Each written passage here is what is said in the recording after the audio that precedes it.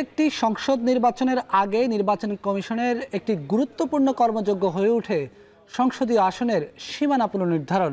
এই কর্মযজ্ঞ সম্পন্ন করতেই হিমশিম খেতে হয় নির্বাচন কমিশনকে।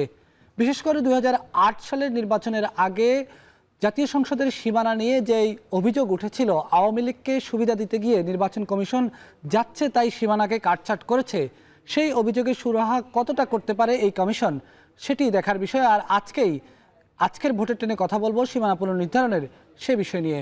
দর্শক, ভোটের ট্রেনে স্বাগত জানাচ্ছি, আমি বেলায়েত হোসাইন।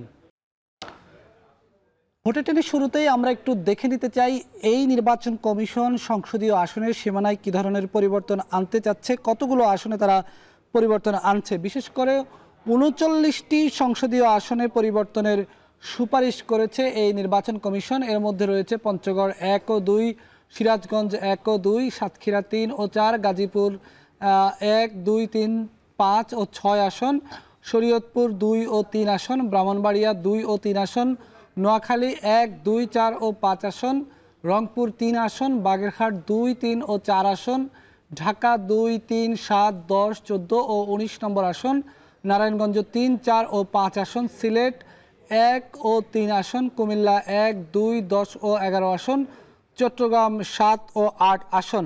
আমরা একটু নমুনা দেখে নিতে চাই কি ধরনের পরিবর্তন আনা হচ্ছে সংসদীয় আসনগুলো। বিশেষ করে ঢাকা 7 আসনের কথা যদি বলি, এই 7 আসনটি ছিল ঢাকা দক্ষিণ সিটির 23 থেকে 36 নম্বর ওয়ার্ড নিয়ে গঠিত। এটি এখন হবে ঢাকা দক্ষিণ সিটির 23 থেকে 33 নম্বর ওয়ার্ড। একই সঙ্গে 35, 36, 56 ও 57 নম্বর ওয়ার্ডও এই আসনের সঙ্গে যুক্ত হচ্ছে। ঢাকা 10 আসনটি ছিল ঢাকা দক্ষিণ সিটির 14 থেকে 18 এবং 22 নম্বর ওয়ার্ড নিয়ে গঠিত। এটি এখন যেটি প্রস্তাবিত আসন করা হচ্ছে সেটি ঢাকা দক্ষিণ সিটির 14 থেকে 18 এবং 22 ও 55 নম্বর ওয়ার্ড নিয়ে এটি গঠিত হচ্ছে। ঢাকা 14 আসনটি ঢাকা উত্তর সিটির 7 থেকে 13 নম্বর ওয়ার্ড ও সাভারের কাউন্তিয়া নিয়ে গঠিত ছিল। আর এটি এখন ঢাকা উত্তর সিটির 7 থেকে 12 নম্বর ওয়ার্ড নিয়ে গঠিত হবে। গাজীপুর 1 আসনটি ছিল কালিয়াকৈর উপজেলা ও গাজীপুর সিটির 1 থেকে 18 নম্বর ওয়ার্ড নিয়ে গঠিত। এটি প্রস্তাবিত সীমানায় এটি রাখা হয়েছে কালিয়াকৈর উপজেলা গাজীপুর সিটির 1 থেকে 12 নম্বর ওয়ার্ড। সীমানার এই পরিবর্তনগুলো নির্বাচন কমিশন নিয়ে আসতে চাচ্ছে। কয়েকটি সীমানায় নির্বাচন কমিশন বিলুপ্ত করে দিতে চাইছে।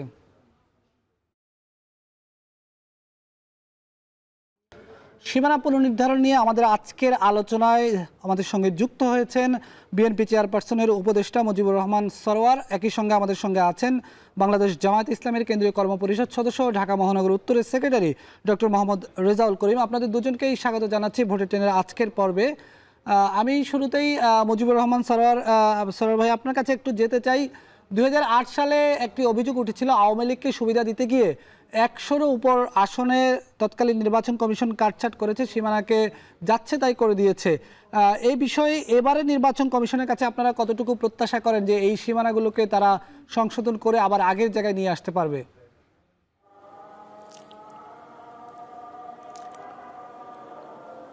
আমাদের যে ভোটগুলো নিয়ে আমাদের কথা হচ্ছে, এবং তার এই 3টি ভোট, এই ভোটের পূর্বে আমাদের এখানে যে নির্বাচন হয়েছে সেগুলো দেখতে হবে এবং বর্তমানে ভোট বেড়েছে সেখানে জনগণের কথা শুনতে হবে।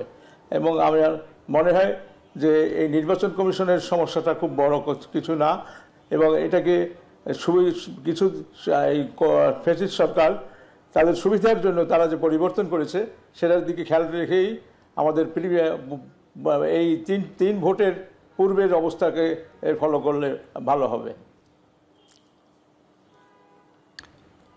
জি, আমি একটু ডক্টর মোহাম্মদ রেজাউল করিম, জামাত ইসলামের সেক্রেটারি, ঢাকা মহানগর উত্তর কেন্দ্রীয় কর্মপরিষদ সদস্য, আপনার কাছে একটু আসতে চাই। সীমানা নিয়ে জামাত ইসলামের পক্ষ থেকে এবার আপনাদের কি কোনো সুনির্দিষ্ট প্রস্তাবনা আছে কিনা? সেক্ষেত্রে কতগুলো আসনের পরিবর্তন আপনারা চাইছেন?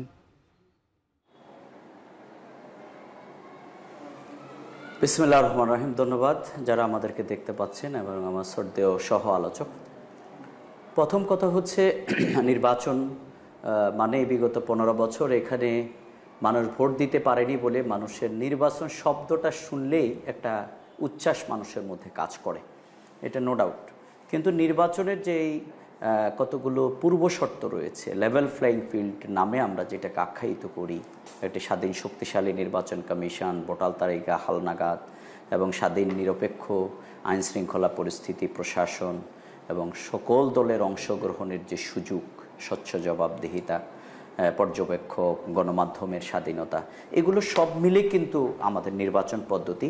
এবং এই নির্বাচনের এর মধ্যে একটা জিনিস হচ্ছে সীমানা পুনর্নির্ধারণ অথবা যদি এটি প্রয়োজন থাকে। আমি এই ব্যাপারে বলবো যে নির্বাচন কমিশন প্রথম যে এটার যে স্টেক হোল্ডার, এটা স্ব এলাকার, সেটাকে সামনে রেখে বিগত ফ্যাসিস্ট সরকার কিন্তু তাদের বিজয়টাকে নিশ্চিত করবার জন্য কিন্তু তারা এই কাজটা করেছে। এখন এইবার এই নির্বাচন কমিশন স্বাধীন কিনা এটা কিন্তু এবং নিরপেক্ষ কিনা এটা আমরা এখনো বুঝতে পারছি না, কারণ এই নির্বাচন কমিশনের অধীনে কোনো নির্বাচন হয়নি। এই জন্য বাংলাদেশ জামাত ইসলামী বলেছে, দাবি জানিয়েছে যে জাতীয় সংসদ নির্বাচনের আগে স্থানীয় নির্বাচন, কারণ তাদের স্ট্রেংথ, এবিলিটি, তাদের অনেস্টি, ইন্টিগ্রিটিকে এটিকে জাস্টিফাই করা যায়। সেই জায়গা থেকে আমার মনে হচ্ছে অনেকগুলো আসনে তারা হাত দিতে গিয়ে এটি একটি হযবরল অবস্থা হয়ে যায় কিনা, কারণ তাদের অভিজ্ঞতার ব্যাপার, তাদের বিগত দিনের কোনো এক্সপেরিয়েন্স কিন্তু তাদের নেই। সেই জায়গা থেকে স্টেক হোল্ডারের জায়গা থেকে আমার মনে হয় অনেকগুলো হাজার হাজার এখানে কিন্তু দরখাস্ত পড়েছে এবং এগুলো তারা কিছু বাদ দিয়েছে, এর উপরে একটা অংশীজনদের আবার চিঠি দিয়েছে এবং এটার উপরে আবার 3 দিন ব্যাপী সম্ভবত একটা শুনানি আছে এবং অনেক জায়গায় কিন্তু অসন্তুষ্টিও আছে। সুতরাং আমার প্রত্যাশার জায়গাটা থাকবে অল ওভার, এটা বিগত দিনে ফ্যাসিস্ট সরকার কাউকে পরাজিত করবার মানসিকতা নিয়ে যে কাজটি করেছে, এবারও যেন সেই কাজ না হয়ে নিরপেক্ষভাবে, দলনিরপেক্ষভাবে সেই কাজটি করা হয়। অর্থাৎ কোনো দলকে হারিয়ে দেয়া, কোনো দলকে সুবিধা দেয়া, যেটা বিগত দিনে হয়েছে, সেটা যদি এবারও হয় তাহলে কিন্তু বিপ্লব পরবর্তী এই নির্বাচনের ব্যাপারে সর্বপ্রথম প্রশ্নবিদ্ধ হবে এই প্রশাসন এবং নির্বাচন কমিশন। আমরা সেটা প্রত্যাশা করব এবং তাদের কাছে যে অভিযোগগুলো আসছে তারা সেগুলোকে যথার্থভাবে শুনে উদ্যোগ গ্রহণ করবে। কিন্তু আমার কাছে বেশি মনে হচ্ছে এটি হযবরল হয়ে যাওয়ার সম্ভাবনাটা কিনা সেটা টাইম উইল সে। জি, ধন্যবাদ। আপনাদের কাছে আমি আবারও আলোচনায় ফিরবো। আমাদের সঙ্গে স্টুডিওতে আলোচনার জন্য যোগ দিয়েছেন reporters forum for election and ডেমোক্রেসির সভাপতি কাজী জেবেল। জেবেল ভাই, আপনাকে স্বাগত জানাচ্ছি আমাদের স্টুডিওতে। সীমানা নিয়ে আপনি অনেকগুলো কাজ করেছেন, সীমানা পুনর্নির্ধারণ নিয়ে 2008-এর নির্বাচন থেকেই আপনি সীমানার বিষয়গুলো ফলো করে আসছিলেন। 2008-এ একটি বড় অভিযোগ যে নির্বাচন কমিশন তৎকালীন ক্ষমতাসীন দল আওয়ামী লীগকে সুবিধা দিতে গিয়ে তাদের মন মতো করে সীমানা পরিবর্তন করেছে। একই সঙ্গে একটি অভিযোগ আছে যে শহরের সীমানা বাড়িয়ে গ্রামের সীমানা কমিয়ে দেওয়া হয়েছে। এবার নির্বাচন কমিশন যে সীমানা পুনর্নির্ধারণের কাজটি করছে, সেক্ষেত্রে এই অভিযোগের সুরাহাটা কতটুকু হবে বলে আপনি মনে করেন? ধন্যবাদ। আমরা একটু দেরি করে ফেলেছি। তারপরে যেটি বলা হচ্ছে যে 2008 সময় যে আসন চেঞ্জ করা হয়েছিল, 14তে এসে চেঞ্জ করা হয়েছে, 18তে হয়েছে, 24-এ হয়েছে, এখন এসে আবার হচ্ছে 25-এ। অর্থাৎ 8-এ যেই সীমানাগুলো চেঞ্জ হয়েছে তারপর কিন্তু আবারও চেঞ্জ হয়েছে। এখন যে বিষয়টি হচ্ছে যে এবার নির্বাচন কমিশন 40টি আসনে সীমানা পরিবর্তন এনেছে। অর্থাৎ 40টি আসনে যে একজ্যাক্ট পরিবর্তন আসছে এমন না, একটি আসনে পরিবর্তন করলে তখন আরও একাধিক আসনে এটা এফেক্ট হয়, অন্তত একটি অথবা দুটি আসনে এফেক্ট হয়। সেই হিসাব করলে মোট 40টি আসনে এফেক্ট হয়েছে। এখন প্রশ্ন হচ্ছে যে 2008-এ অর্থাৎ বিএনপির একটি দাবি ছিল 2008-এর আগে অর্থাৎ 2001-এ ফিরে যাওয়ার। মাননীয় প্রধান নির্বাচন কমিশনার দায়িত্ব নেওয়ার পর প্রথম নির্বাচন কর্মকর্তাদের সাথে যে বৈঠকটি করেছিলেন, তখন তিনি বলেছিলেন 2001-এর আসনে ফিরে যাওয়ার সুযোগ আছে কিনা সেটি যাচাই করার জন্য। কিন্তু আমরা এখন যেটা দেখতে পাচ্ছি সেটি হচ্ছে যে নির্বাচন কমিশন এখন যতটা কমিয়ে আসন পরিবর্তন করা যায় সেদিকে মনোযোগী। অর্থাৎ কিছু কিছু আসন পরিবর্তন হচ্ছে শুধুমাত্র প্রশাসনিক আপনার চেঞ্জের কারণে। যেমন পঞ্চগড়ে একটা আসন আপনার চেঞ্জ হচ্ছে, সেখানে আপনার প্রশাসনিক নামকরণের চেঞ্জের কারণে। রংপুরে হয়েছে। আবার কোথাও কোথাও বাস্তবিক অর্থে আপনার চেঞ্জ আসছে বড় ধরনের। যেমন বাগেরহাটে একটি আসন কমে গেছে, বাগেরহাট একটি আসন কমাতে ওই আসন যে আসনটি কমে গেছে সেটি অন্য আসনের মধ্যে যুক্ত হয়েছে। গাজীপুরে একটি আসন বেড়ে গেছে, সেখানে আপনার গাজীপুরে ওই একটি আসন বাড়ার কারণে সেটি আবার আরও 2-3টি আসনকে এফেক্ট করেছে। একইভাবে ঢাকার আসনগুলোর ভিতরে কিছুটা চেঞ্জ হয়েছে। সব মিলিয়ে বাস্তবিক অর্থে অনেক আসনে চেঞ্জ হয়েছে সীমানায়, এবং কুমিল্লার কথা বলা যায়, কুমিল্লায় একটা বড় ধরনের চেঞ্জ হয়েছে। সেই জায়গা থেকে একটি আসনকে নাই করে দেওয়া হয়েছে। কুমিল্লার আসন না, বাগেরহাটের আসনকে নাই করা হয়েছে। কুমিল্লা এর আগে 2008 নির্বাচনে কুমিল্লা 9 আসন থেকে হ্যাঁ, তখন আসন কমেছে। অর্থাৎ এই অর্থে যে এখন নির্বাচন কমিশন কিছু আসনে চেঞ্জ এনেছে। কমিশনের যেই বক্তব্য সেটি হচ্ছে যে মানে যৌক্তিকতার জায়গায়, অর্থাৎ ভৌগোলিক অখণ্ডতা, প্রশাসনিক অখণ্ডতা বা প্রশাসনিক পরিবর্তন, যেমন ধরেন একটা উপজেলা যদি আপনার সৃষ্ট হয়, তখন উপজেলার একটা নামকরণ হয়, ওইটাকে অন্তর্ভুক্ত করলে এক ধরনের পরিবর্তন হয়ে যায়। বাস্তবিক অর্থে পরিবর্তন নেই, কিন্তু শুধু নামকরণের কারণে পরিবর্তন, সেরকম পরিবর্তনও আছে, আবার ফিজিক্যাল আপনার চেঞ্জও আছে। এখন যে বিষয়টি আলোচনা আসছে সেটি হচ্ছে কোনো দলকে সুবিধা দেওয়া বা না দেওয়া। এখানে আসলে এক্সাক্ট কোনো দলকে সুবিধা দেওয়া হচ্ছে এটি যেমন এখন পর্যন্ত প্রমাণিত না, আবার কোনো দলকে সুবিধা দেওয়া হচ্ছে না এটিও প্রমাণিত না। যেহেতু কোনো দলকে দেওয়া হচ্ছে এরকম অভিযোগ প্রমাণিত না, সুতরাং সেই অর্থে ইলেকশন কমিশন কোনো দলকে সুবিধা দিচ্ছে না, সেটি মোটামুটি একটা মোটা দাগে বলা যায়। হ্যাঁ, কিন্তু যেহেতু এটা সাবজুডিস এই অর্থে বলছি যে এটি এখনও চূড়ান্ত হয়নি, আমাদের সামনে হেয়ারিং হবে, হেয়ারিংয়ে নিশ্চয়ই যারা কন্টেস্টিং পার্টি আছেন তারা এখানে আপনার বিভিন্ন ধরনের যৌক্তিকতা তুলে ধরবেন। প্রশ্ন হচ্ছে যে যৌক্তিকতা তুলে ধরার পরে যদি তাদের যুক্তি সঠিক হয় এবং সেটি যদি ইলেকশন কমিশন গ্রহণ না করে, তখন নির্বাচন কমিশনের গ্রহণযোগ্যতার জায়গায় প্রশ্ন উঠবে যে আসলে ওনার কাউকে ফেভার বা কোনো ব্যক্তিকে ফেভার দিতে চায় কি না। সেই জায়গাটি কিন্তু তখন বড় আলোচনা একটা খোরাক হবে। এখন পর্যন্ত যেটি মনে হচ্ছে যে নির্বাচন কমিশন তাদের কিছু গাইডলাইন বা রূপরেখার ভিত্তিতে করছে। তবে একটা বিষয় বলা যায়, সেটা হচ্ছে নির্বাচন কমিশন সব প্রণোদিত হয়ে যেসব আবেদন পড়েছে সেগুলো তারা বিবেচনা নিয়েছেন বলে বারবার বলছেন, কিন্তু আপনার এই বিবেচনা নেওয়াটা এক অর্থে যৌক্তিক, আরেক অর্থে তারা তো আপনার কোনো আবেদন চাননি। এগুলো আপনার বিভিন্ন সময় বিভিন্ন জন দিয়েছে, সেখানেও একটা প্রশ্ন তোলার সুযোগ কিন্তু রয়ে গেছে। বাট দিন শেষে যেটা হবে, চূড়ান্ত যে সীমানাটা সেখানে বোঝা যাবে যে আসলে কতটুকু পক্ষপাত করা হয়েছে বা নাই। জি, ধন্যবাদ। আমি একটু বিএনপি চেয়ারপারসন উপদেষ্টা মুজিবুর রহমান সরোয়ার ভাই আপনার কাছে একটু যেতে চাই যে 2001-এর সীমানায় ফিরে যাওয়ার ক্ষেত্রে এর আগে আমরা দেখেছি বিএনপির একটি জোরালো দাবি ছিল, কিন্তু এবার বিএনপি সেই দাবিটা জোরালো করছে না, কেন?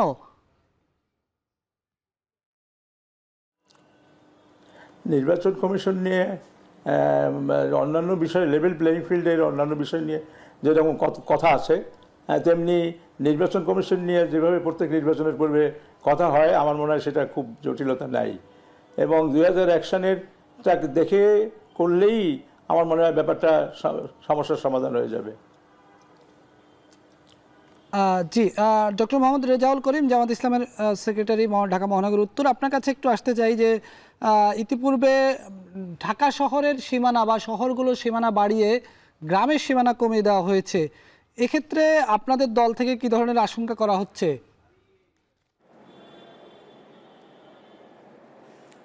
ধন্যবাদ। আমাদের এটি দেখবার জন্য আমাদের কেন্দ্রের একটা কমিটি আছে, ওনারা প্রধান নির্বাচন কমিশনের সাথে দেখা করেছেন এবং সেগুলো আমরা এখনও পাবলিকলি করতে চাই না, এই জন্য যেটি জেবেল ভাই একটু আগে বলেছেন যে এখনও মীমাংসিত না, এখনও ডিক্লারেশনটা আসার পরে সেটি বোঝা যাবে।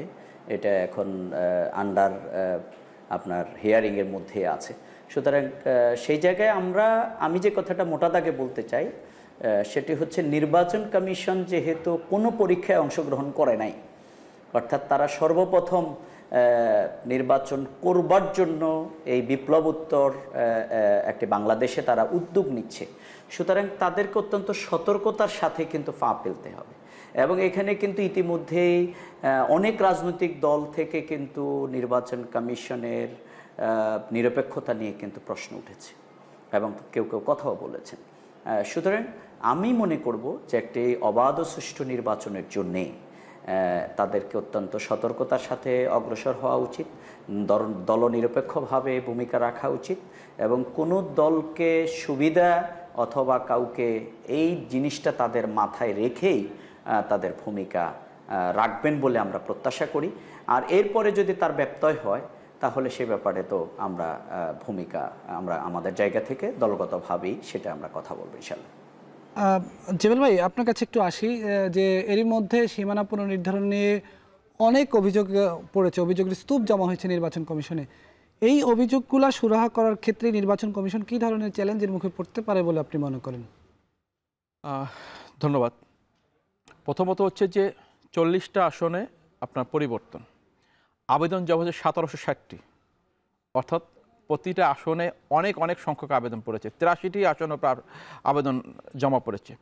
আমরা যদি একটু ক্যালকুলেট করি, 40টা আসনের পরিবর্তন, আবেদন পড়েছে 83টি আসন। দ্যাট মিন্স যেগুলো পরিবর্তন হয়নি এমন 43টি আসনে সীমানায় পরিবর্তনের জন্য আবেদন জমা পড়েছে। পরিবর্তন বা রক্ষা দুইটাই হতে পারে। এখন যেটা বড় বিষয় হচ্ছে সেটা হচ্ছে যে আইনে নির্বাচন কমিশনকে একটা বড় পাওয়ার দেওয়া আছে। নির্বাচন কমিশন যে সিদ্ধান্তটা নিবে সেই সিদ্ধান্তের উপরে উচ্চ আদালতে আপনার প্রশ্ন তোলা যাবে না। এটা একটা বড় ধরনের ইলেকশন কমিশনকে একটা সেফগার্ড দেওয়া আছে।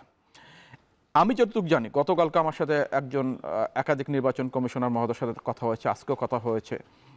ওনারা আমাকে যেটি বলেছেন যে ওনারা চাচ্ছেন এমন একটি প্রস্তুতি নিতে, অর্থাৎ সীমানা নির্ধারণ ইলেকশন কমিশনের প্রস্তুতির যতগুলো কম্পোনেন্ট আছে, এটা one of the most important component হচ্ছে ডিলিমিটেশন।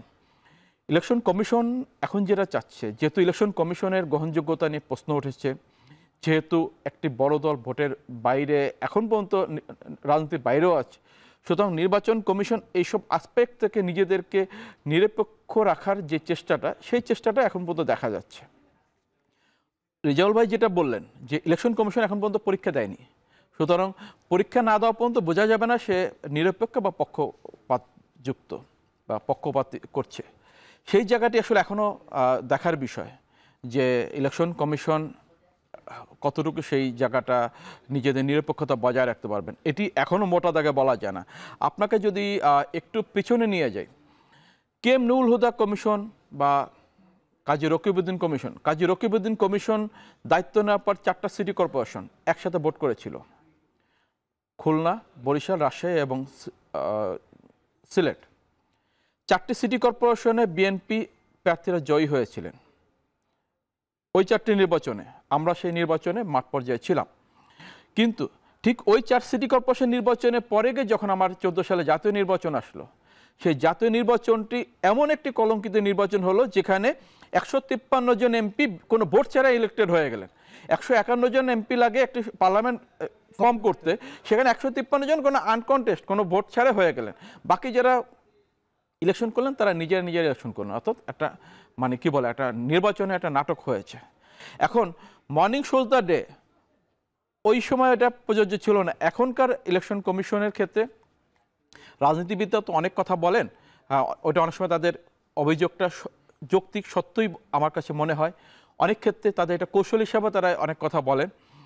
নির্বাচন কমিশন নিরপেক্ষ অথবা নিরপেক্ষ না, এই ইস্যুটাতে এখন আসলে মন্তব্য করার মতো যৌক্তিক প্রমাণ বা তথ্য এখন পর্যন্ত নাই। সীমানা ইস্যুতে নির্বাচন কমিশনের পক্ষপাতে যে প্রশ্নটি আসতেছে সেটা সীমানা ইস্যুতে না, নিয়োগ ইস্যুতে আসছে। এনসিপি যে বিষয়টা বলছেন যে নির্বাচন কমিশনের যে প্রক্রিয়া নিয়োগ হয়েছে সেই নিয়োগ আইনটা যৌক্তিক না, অথবা এই নিয়োগ আইনটা গত সরকারের করা। সেই জায়গা থেকে তারা বলছেন যে তাদের নিয়োগটা হয়নি, আইনসিদ্ধ হয়নি, তারা নতুন আইনে নতুন নিয়োগ চান। কিন্তু প্রশ্ন যেটা হচ্ছে, ইলেকশন কমিশন সাংবিধানিক পদ এবং ইলেকশন কমিশন যে দায়িত্ব নিয়েছেন, ওনার দায়িত্বটা উনি সংবিধান অনুযায়ী নিরপেক্ষভাবে মান অভিমান বলে পালন করছেন কিনা সেটি প্রমাণ হবে সামনে নির্বাচনে। সরকার প্রধান যে কথাটি বলেছেন যে ফেব্রুয়ারিতে আপনার জাতীয় সংসদ নির্বাচন, এর আগে স্থানীয় সরকার নির্বাচন হচ্ছে না, এটা মোটামুটি ধরে নেওয়া যায়। নির্বাচন কমিশন স্থানীয় সরকার নির্বাচনে কোনো ধরনের প্রস্তুতি নাই, অর্থাৎ ইলেকশন কমিশন একটি জাতীয় নির্বাচনের দিকে যাচ্ছে। রাজনৈতিক দলগুলো আমার মতে তারাও হয়তো ওই নির্বাচনের প্রস্তুতি নিচ্ছেন, তাদের মাথায় আমার মনে হয় না যে স্থানীয় সরকার নির্বাচনের প্রস্তুতি আছে। সেই জায়গা থেকে ইলেকশন কমিশন কিন্তু একটাই পরীক্ষা, সেটা ফাইনাল পরীক্ষা, সেমিফাইনাল মিড ফাইনাল কোনো নাই, তার ডাইরেক্ট একটাই পরীক্ষা, ফাইনাল পরীক্ষা। এই পরীক্ষাটা শুধু ইলেকশন কমিশনের না, এই পরীক্ষাটা আমাদের জাতির, পুরো বাংলাদেশের। কারণ 5 আগস্টের যে বিপ্লব হয়েছে, সে বিপ্লবটা এসেছে ফ্যাসিস্টের বিরুদ্ধে, সে বিপ্লবটা ফ্যাসিস্টটা তৈরি হচ্ছে কারচুপি নির্বাচনের বিরুদ্ধে। সুতরাং ইলেকশন কমিশনের রোল যদি আগামী নির্বাচনে নিরপেক্ষ না হয়, আগামী নির্বাচন যদি গ্রহণযোগ্য না হয়, তাহলে মানুষ বলতে শুরু করবে আমরা আগেই ভালো ছিলাম। RICL TMX, যুগের পর যুগ স্থাপনা থাকে মজবুত। VRM প্রযুক্তির RICL TMX রড। ভোটের ট্রেনের এই পর্বে আমরা যেহেতু সীমানা পুনর্নির্ধারণ নিয়ে কথা বলছি, আমরা প্রান্তিক মানুষ সীমানা পুনর্নির্ধারণ নিয়ে কি ভাবছে আমরা সেটি একটু দেখে আসতে চাই। কুমিল্লা থেকে আমাদের সহকর্মী খালিদ সাইফুল্লাহ কথা বলেছেন প্রান্তিক মানুষদের সাথে। 2001 সালে কুমিল্লায় সংসদীয় আসন ছিল 12টি, 2008 সালে সেটি 11টিতে পরিণত হয়। চলতি বছর নির্বাচন কমিশন আসন পুনর্নির্ধারণ করে যে প্রজ্ঞাপন জারি করেছে তাতে পরিবর্তন করা হয়েছে 5টি সংসদীয় আসন, আর এতেই ভোটের মাঠে ব্যাপক প্রতিক্রিয়া সৃষ্টি হয়েছে। ওই আগের যে নয় আসছিল ওই সিস্টেমে হালাইছে, আমরা খারাপ না, মোটামুটি ভালোই আছে। আসলে কুমিল্লাটাকে যেভাবে নতুন করে 5টি আসন করে বিনাশ করছে, আমাদের কুমিল্লা জনগণের নিয়ে কুমিল্লা 9 নির্বাচন এলাকা আমার জনগণ অসন্তুষ্ট। লালমাই এবং সদর দক্ষিণকে পূর্বের আসনে আমাদেরকে ফিরিয়ে আনুক, এটাই আমরা প্রত্যাশা করি। যে গ্যাজেট শুনছি সেটা নাকি লাকসামের সাথে ইনক্লুড করা হয়েছে, আসলে এটা গভর্নমেন্টের বিষয়। তবে আমরা সাধারণ পাবলিকরা চিন্তা করি যে আমরা আগের জায়গায় যদি বহাল থাকি বেস্ট হয় আর কি। চলতি বছর নির্বাচন কমিশন আসন পুনর্বিন্যাসের যে প্রজ্ঞাপন দিয়েছে তাতে কুমিল্লা সদর দক্ষিণের একটি অংশ 14 গ্রাম উপজেলার সাথে সংযুক্ত করা হয়েছে। তা নিয়ে নানা রকম প্রতিক্রিয়া জানাচ্ছেন সাধারণ মানুষ। বারবার কারো উদ্দেশ্য প্রণোদিতভাবে এই আসনটিকে একবার বরুড়ার সাথে সংযুক্ত করা হয়েছিল, দ্বিতীয়বার এই অংশটিকে ভেঙে আবার 9টা ওয়ার্ড কুমিল্লা সিটি কর্পোরেশনের সাথে যুক্ত করা হয়েছে, যেটার সাথে উত্তরের সাথে দক্ষিণের কিন্তু একটা বৈষম্য আছে। এক এক সময় একবার বরুড়ার সাথে, একবার নিজেরা নয়ের থেকে কাইটা মহানগরের সাথে, আরেকবার লাকসামের সাথে দিতেছে, রোহিঙ্গার মতো একটা অবস্থা। নির্বাচন কমিশনের কাছে আমাদের আকুল আবেদন থাকবে, আমাদেরকে স্বতন্ত্র 9 নির্বাচনী এলাকা একটা পূর্ণবহাল করে আমাদেরকে একটা নির্বাচনী এলাকা উপহার দেওয়া হবে। আসন পুনর্বিন্যাস নিয়ে সাধারণ মানুষের রয়েছে নানা রকম প্রতিক্রিয়া। তারা বলছেন যারাই এলাকার প্রতিনিধি নির্বাচিত হবেন, এলাকার উন্নয়ন থেকে যেন তারা বঞ্চিত না হন। আমরা শুনলাম প্রান্তিক মানুষের কথা। আলোচকদের কাছে একটু ফিরে যেতে চাই। বিএনপি চেয়ারপারসনের উপদেষ্টা মুজিবুর রহমান সরোয়ার ভাইয়ের কাছে একটু আবারও যেতে চাই। সরোয়ার ভাই, আপনি তো একটি আসন থেকে নিশ্চয়ই নির্বাচন করার প্রত্যাশা করছেন, আপনার এলাকার সীমানা ঠিক আছে কিনা?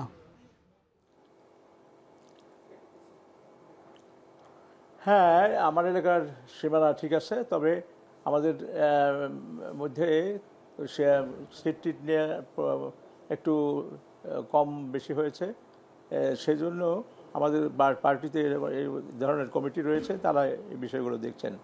তবে আমি প্রথমেই লেভেল প্লেইং ফিল্ড, নির্বাচন কমিশন, বিভিন্ন বিষয়ে কথা হয়েছে। আমি এখানে বলতে চাই এটাই যে আমরা নির্বাচন কমিশনকে গুরুত্ব দেই, কিন্তু নির্বাচন কমিশন কি সেই জায়গায় আছে? আমরা তো আসলে বলতে হবে প্রথম যে কোন সরকারের অধীনে নির্বাচন কমিশন, এটি আমাদের কাছে সবচেয়ে গুরুত্বপূর্ণ। কারণ নির্বাচন কমিশন এমন স্বাধীন না যে অন্য কোনো সরকারের সময় এসে তারা যা ইচ্ছে তাই বলতে হয়। আমাদের এখনও নারায়ণগঞ্জের ভোটের কথা মনে আছে। নারায়ণগঞ্জের নির্বাচন কমিশন বলছে যে আগামীকালকে সকালে সেনাবাহিনী থাকবে ভোটের মধ্যে। আমরা কিন্তু পরবর্তী সময় সেনাবাহিনী দেখি নাই। কাজে নির্বাচন কমিশনের গুরুত্বের চেয়েও আমি গুরুত্বপূর্ণ মনে করি আমাদের কোন সরকারের অধীনে ভোট হবে সেটি আমাদের কাছে গুরুত্বপূর্ণ, এবং এই জন্য আমরা আন্দোলন সংগ্রাম করছি একটি নিরপেক্ষ সরকারের অধীনে ভোটের জন্য। এবং এই ভোটটি ইনশাল্লাহ জনগণের আকাঙ্ক্ষিত ভোটটি ইনশাল্লাহ এবার হবে, এবং মানুষ মুখিয়ে আছে ভোট দেওয়ার জন্য। কাজেই ইনশাল্লাহ যে সমস্যাগুলো আছে সে সমস্যাগুলো সমাধান করেই আগামী দিনে একটি নিরপেক্ষ সরকারের অধীনে ভোটের ব্যবস্থা হবে ইনশাল্লাহ। ডক্টর মোহাম্মদ রেজাউল করিম, রেজাউল ভাই আপনার কাছে একটু আসতে চাই যে আপনিও যতদূর জানি লক্ষ্মীপুর 3 আসন থেকে নির্বাচন করার প্রত্যাশা করছেন, এবং দলও এখন পর্যায়ে প্রাথমিক পর্যায়ে আপনাকে সেখানে মনোনয়ন দিয়ে রেখেছে।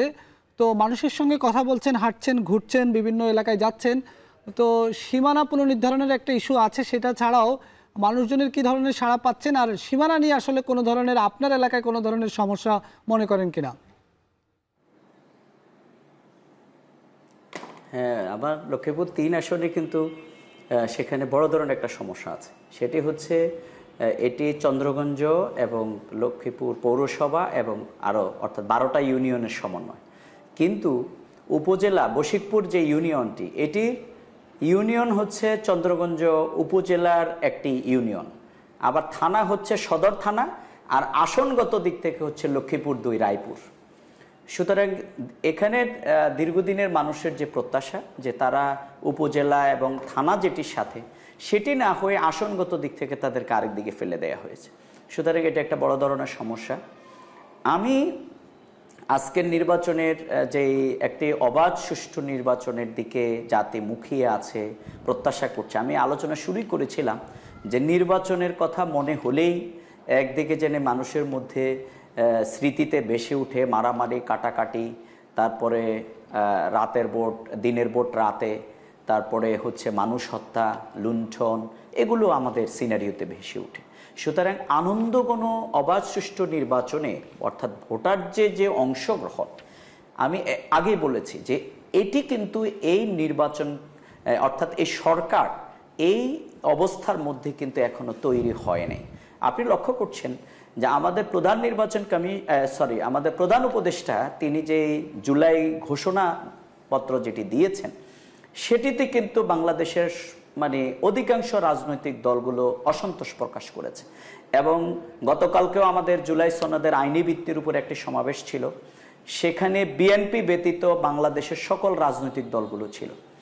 প্রত্যেকের বক্তব্য কিন্তু একটাই ছিল, আপনারা সেটি কভার করেছেন, সেটি হচ্ছে জুলাই সনদকে যদি আইনি ভিত্তির একটি ফ্রেমওয়ার্কের না নিয়ে আসা হয়, তাহলে এই নির্বাচন অবাধ সুষ্ঠু এবং সেটি হওয়ার কোনো সম্ভাবনা নেই। অর্থাৎ নির্বাচন নিয়ে যে শঙ্কা, সেটি মানুষের মধ্যে কিন্তু রয়ে গেছে। নির্বাচনের তারিখ ঘোষণা হয়েছে, কিন্তু নির্বাচনের নিয়ে মানুষের শঙ্কা যায়নি।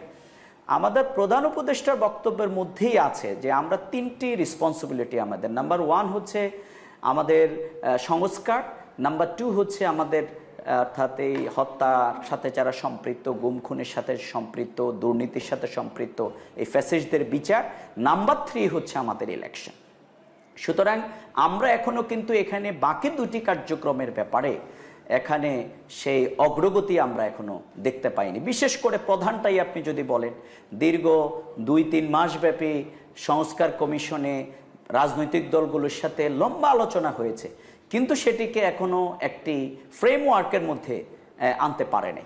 যতক্ষণ পর্যন্ত এই সরকার, আমি এর আগেও বলেছি যে ডক্টর ইউনূস সাহেবের নাম কিন্তু অর্থাৎ এই সরকারের অন্তর্বর্তীকালীন সরকার, এই সরকার কিন্তু কনস্টিটিউশনাল কোনো সরকার না, অর্থাৎ আমাদের কনস্টিটিউশনাল ফ্রেমওয়ার্ক নাই। এই অভ্যুত্থানের মধ্য দিয়ে বিগত দিনের যে সংবিধান, সেটি কিন্তু ডিজলভ হয়েছে। সুতরাং মানে পিপল উইলস, আপনাকে হয় সেটিকে অভিপ্রায় ধরে জুলাই বিপ্লবের ঘোষণা সনদকে আইনি ভিত্তি দিয়ে আপনাকে নির্বাচনের দিকে যেতে হবে, তাহলে এই সরকারের নাম সেখানে যুক্ত হবে। এখানে বিপ্লবী যারা ছিল এবং বিপ্লব যারা করেছে, এই যে আমাদের মানে বিরাট ছাত্র সমাজের যে স্যাক্রিফাইস, সেটির প্রতি কিন্তু শ্রদ্ধা এবং সেটিকে স্বীকৃতি দেওয়ার মাধ্যমে আপনাকে একটা ফ্রেমওয়ার্কের মধ্যে আসতে হবে।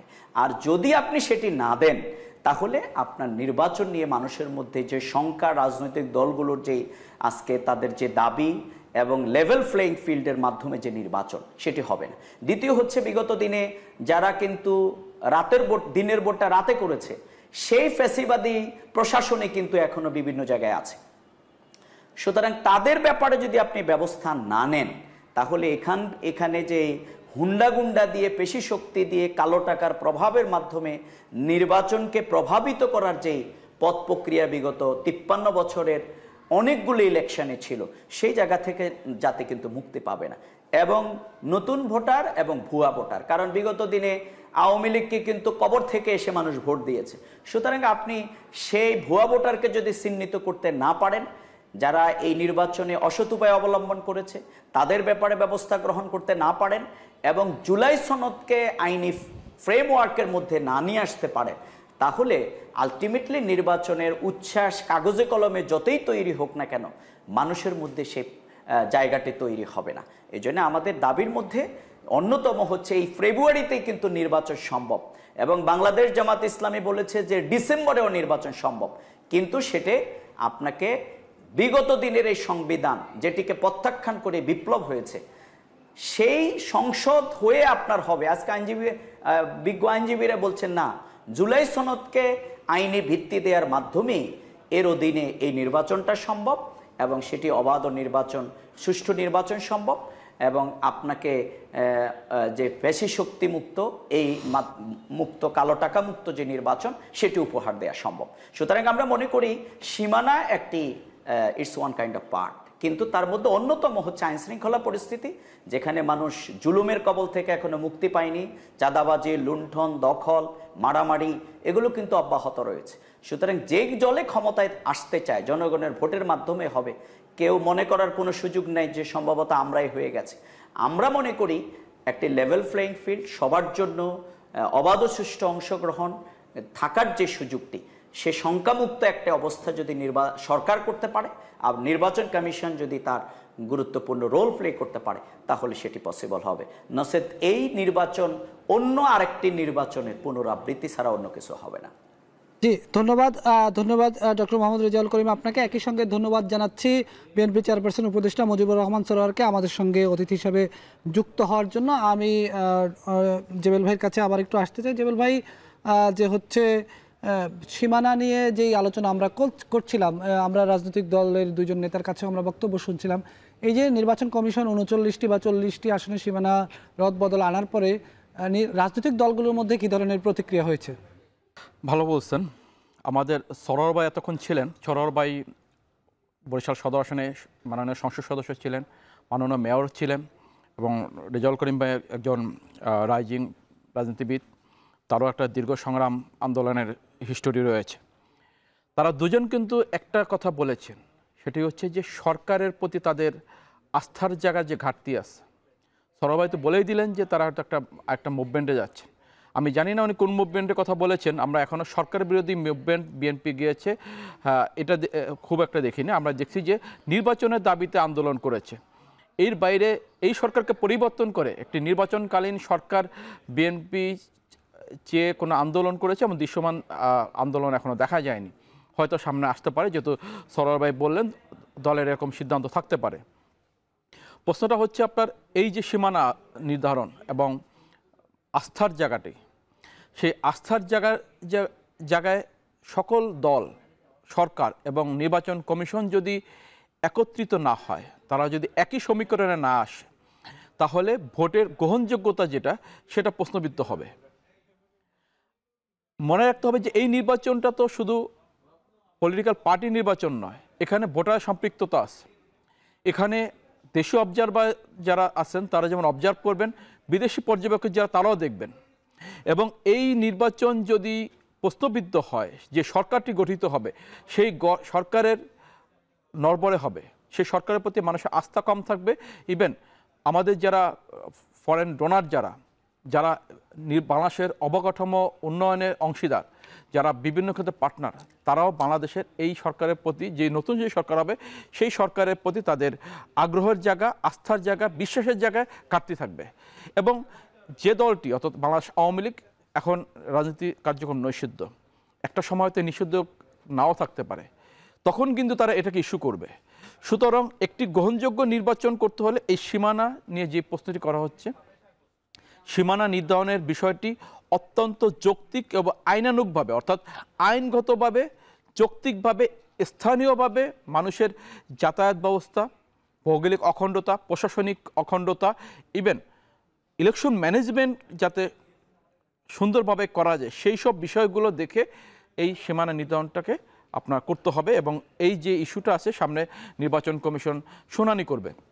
আপনারা জানেন যে আসনগুলোর উপরে আপত্তি পড়েছে 83টা আসন, এই 83টা আসনের উপর 4 দিনব্যাপী শুনানি হবে আগামী রোববার থেকে 4 দিন। এই শুনানি করার পরে যখন ইলেকশন কমিশন শুনবে, অর্থাৎ সেখানে একটি আসনের পক্ষে, অর্থাৎ যেই আসনগুলো চেঞ্জ হচ্ছে সেই চেঞ্জের পক্ষে যেমন আবেদন জমা হচ্ছে, আবার এর বিপক্ষে আবেদন জমা হচ্ছে। আবার আগে যেটা বলেছিলাম যে যেসব আসনগুলো পরিবর্তন হয়নি সেখানেও অনেকে পরিবর্তন চাচ্ছেন। তাহলে তাদের যে চাওয়ার যৌক্তিকতা, সেখানকার আইনি ভিত্তি, অন্য অন্য যে মানদণ্ডগুলো নির্বাচন কমিশন 12টা মানদণ্ডের ভিত্তিতে এবার সীমানা পুনরুদ্ধারণ করেছেন, সেই 12টা মানদণ্ডের যে ভিত্তি, সে ভিত্তিগুলো বিচার বিশ্লেষণ করে এখানে একটি মানে কি বলে গ্রহণযোগ্যতা সমাধানটা সবার কাছে প্রাপ্য বা সবাই এটা আকাঙ্ক্ষা। এখন নির্বাচন কমিশনের যে বিতর্ক আছে সেটি হয়তো চলবে, থাকবে, কিন্তু এখানে যদি কোনো ভুল হয়, এখানে যদি কোনোভাবে প্রতীয়মান হয় যে কোনো কারো ব্যক্তি বা দলের প্রতি পক্ষপাত করা হয়েছে, তাহলে নির্বাচন কমিশনের গ্রহণযোগ্যতা নিয়ে যে প্রশ্ন উঠেছে সেটি আরও বড় আকার ধারণ করবে। এবং সেটাতে যেটি বড় আশঙ্কার জায়গা সেটি হচ্ছে নির্বাচন কমিশনের যদি গ্রহণযোগ্যতা নষ্ট হয়, সামনে ভোটটা অনিশ্চয়তার দিকে আসবে। এবং যেটি কথা উঠল জুলাই সনদ নিয়ে রাজনৈতিক দলগুলোর মধ্যে এখন আলোচনা চলছে। ঐকমত্য কমিশন তারা আশা করছে এটা একটা সমাধানে যাবে। এই পর্বে আমরা একটু দেখে নিতে চাই নির্বাচন নিয়ে রাজনীতির মাঠে কি ধরনের বক্তব্য এসেছে। আজকে নির্বাচন কমিশন সচিব কথা বলেছেন, স্বরাষ্ট্র উপদেষ্টা নির্বাচন নিয়ে কথা বলেছেন, আমরা সেই বক্তব্যগুলো শুনে আসতে চাই। একটা কর্মপরিকল্পনার ব্যাপারে বলা হচ্ছিল, আমি বলেছিলাম যে আমরা এই সপ্তাহে এটা করব। হ্যাঁ, এটা কোঅর্ডিনেট করা হচ্ছে। কর্মপরিকল্পনার তো অনুবিভাগ আমাদের সম্পর্কিত এবং অন্যান্য প্রাসঙ্গিক বিষয়গুলো নিয়ে ড্রাফটটা করা হয়েছে। ড্রাফটটা এখন কমিশনে দিয়ে আমরা অ্যাপ্রুভ করবো। আমার বিশ্বাস যে এটা আমরা এই সপ্তাহের ভিতরে আপনাদেরকে দিতে পারবো। One of the topics that we discussed with the Election Commission was conducting a pre-election assessment mission in the run-up to the election, and so that's something that IRA is interested in doing, where we would then take a look at kind of the election environment. এই 15-16 বছরে প্রশাসন ছিল না, police প্রশাসন ছিল না, এগুলো সব ছিল আওয়ামী লীগের ক্যাডার বাহিনী। এই ক্যাডার বাহিনী দিয়ে অবাধ সুষ্ঠু নির্বাচন হবে না। আমাদের দৃঢ় বিশ্বাস নির্বাচন কমিশনের প্রতি, তারা এইসব বিষয়ে মনোযোগ দিয়ে যাতে অবাধ সুষ্ঠু নির্বাচন, যাতে ভোটাররা ভোট কেন্দ্রে গিয়ে তাদের পছন্দসই ব্যক্তিকে ভোট দিতে পারে, সেই কাজটি তারা করবেন। নির্বাচনের ব্যাপারে আপনারা সবসময় একটা বলেন যে আমরা আইন শৃঙ্খলা বাহিনী কোনো নিয়োগই হয় নাই, এই জন্য আমি আপনাদের স্ট্যাটিস্টিক্সটা দিতেছি ইলেকশনের আগেই, মানে আমার এই পর্যন্ত কিন্তু 15,851 জন পুলিশ আমরা নতুন নিয়োগ দিয়েছি। আমরা আলোচনা করছিলাম সীমানা পুনর্নির্ধারণ নিয়ে। জেবেল ভাই, আমার একটি প্রশ্ন, এটি যদি একটু আমাদের দর্শকদের সুবিধার্থে একটু সহজ করে বলেন। সীমানা নির্ধারণ তো একটি জটিল একটি বিষয়, এখানে ভূগোলের বিষয় আছে, এখানে একাডেমিক একটি আলোচনা আমরা করছি, সাধারণ মানুষ হয়তো এই বিষয়টি নাও বুঝতে পারে। আমরা যদি একটু সাধারণ মানুষের বোঝার জন্য সহজ করে বলি যে সীমানা রদবদলের কারণে ভোটের ফলাফলে কি ধরনের প্রভাব পড়ে? এটা ভালো বিষয়। আমরা মাঝখানে দেখছিলাম যে কুমিল্লা রিপোর্টার, উনি কুমিল্লার মানুষের যে রিয়াকশন সেটি উনি দেখাচ্ছিলেন। এবার কুমিল্লা 5টি আসনে চেঞ্জ এসেছে। আমি যদি উদাহরণ হিসেবে এই কথাগুলো বলছি, যেমন কুমিল্লা 1 আগে ছিল দাউদকান্দি এবং তিতাস উপজেলা নিয়ে কুমিল্লা 1, এখন হচ্ছে দাউদকান্দি এবং মেঘনা উপজেলা নিয়ে। কুমিল্লা 2 ছিল হোমনা এবং মেঘনা নিয়ে, এখন হচ্ছে হোমনা এবং তিতাস উপজেলা নিয়ে। অর্থাৎ কুমিল্লা 1 এবং 2 যদি আমরা একটু বিশ্লেষণ করি যে 2টা উপজেলাকে চেঞ্জ করা হয়েছে। এখন যখন দেখা যাচ্ছে যে আপনার তিতাস উপজেলার যিনি প্রার্থী হবেন বা যেসব এই আসনে যারা প্রার্থী হবেন যাদের তিতাস উপজেলার বাসিন্দা, তারা তো আগে তাদের নির্বাচনের মাইন্ড সেট আপ ছিল বা দলের সাংগঠনিক কাঠামো বলেন অথবা কর্মীদের সাথে যোগাযোগ বা সম্পর্কের জায়গাটা তারা করেছেন কি দাউদকান্দি এবং তিতাস উপজেলাকে মিলে তারা এতদিন দীর্ঘ সময় ক্যাম্পেইন করেছেন। যখন আপনার এটি চেঞ্জ হয়ে যাবে তখন দেখা গেল কি আপনার হচ্ছে কি মেঘনা এবং দাউদকান্দি উপজেলা, অর্থাৎ মেঘনা উপজেলার যদি কোনো বাসিন্দা ইলেকশন করেন, উনি আগে থেকে প্রস্তুতি নেন, তাহলে উনি এখন ফাইট করতেছেন মেঘনা এবং দাউদকান্দি মিলিয়ে। অর্থাৎ এই আগের যে প্রস্তুতিটা ছিল তার প্রস্তুতিটা কিন্তু ভেঙে আবার নতুন করে করতে হচ্ছে। এর ফলে আবার কখনো কখনো এরকম হয় যে ধরেন একটি আসনে বিএনপি সবচেয়ে বড় দল, বিএনপি দল হয়তো সম্ভব 4 জন বা 5 জন ক্যান্ডিডেট আছে। যখন আপনার এই উপজেলা চেঞ্জ হয়ে যায় তখন ওই আসন থেকে দেখা গেল 3 জন ক্যান্ডিডেট সিটকে পড়লেন, বাকি যে 2 জন ছিলেন আবার হয়তো অন্য উপজেলা যুক্ত, আবার 2 একজন যুক্ত হন। তখন আসলে ওই আসনের নমিনেশন কে পাবেন সেটা নিয়ে একটা উলটপালট হয়ে যায়, কঠিন পরীক্ষা দিতে হয়। দ্বিতীয় যেটি হচ্ছে আপনার সীমানা ধরেন এখন আগস্ট মাসে আপনার শুনানি শেষ হবে, হয়তো আমরা ধরে নিলাম সেপ্টেম্বরের প্রথম সপ্তাহ অথবা আগস্টের শেষ সপ্তাহে আপনার এই সিদ্ধান্তটা আসলো। এখন নতুন যেসব জায়গায় চেঞ্জ হয়েছে সেসব জায়গায় যেসব বাসিন্দারা নির্বাচনে প্রার্থী হবেন তাকে আগামী অর্থাৎ ডিসেম্বরে আমরা যদি ধরে নিই তফসিল হবে, ফেব্রুয়ারিতে ভোট, তাহলে উনি মাত্র 6 মাসের ভিতরে তাকে নতুন উপজেলার প্রতিটি পথ প্রান্তর তাকে চষে বেড়াতে হবে এবং সেখানকার মানুষের আস্থা অর্জনের বিষয় আসবে। এই জায়গা থেকে অর্থাৎ এই যে উপজেলার চেঞ্জ অথবা ধরেন ইউনিয়ন পরিষদ চেঞ্জ, সেই চেঞ্জের জায়গা থেকে আপনার যে সমস্যাটি হয় সেটি হচ্ছে কারো কারো জন্য আশীর্বাদ হয়, কারো কারো জন্য অভিশাপ হয়। যে বিষয়টি বারবার বলা হচ্ছিল, বিএনপি যে অভিযোগটি করছিল যে 2008 সালে সূক্ষ্ম কারচুপি করা হয়েছে, ওইখানে বিএনপির অভিযোগটা ছিল এরকম যে বিএনপি যেসব আসনে জয়ী হওয়ার মতো প্রার্থী ছিলেন তাদের আসনকে ভাগাভাগি করা হয়েছে। এর ফলে বিএনপি অধ্যুষিত যে ভোটগুলোকে সেটাকে কাটাকাটি করা হয়েছে। ওই কাটাকাটির কারণে আওয়ামী লীগের প্রার্থীরা সুবিধা বেশি পেয়েছেন, বিএনপি প্রার্থীরা হোঁচট খেয়েছেন। ফলে তাদের যে অভিযোগ সেটি হচ্ছে যে অনেক জায়গায় খুব কাছাকাছি মার্জিন লাইনে ভোটের প্রাপ্তির সংখ্যা মার্জিন লাইনে গিয়েও তারা জিততে পারেননি এবং বড় ব্যবধানে হেরেছেন।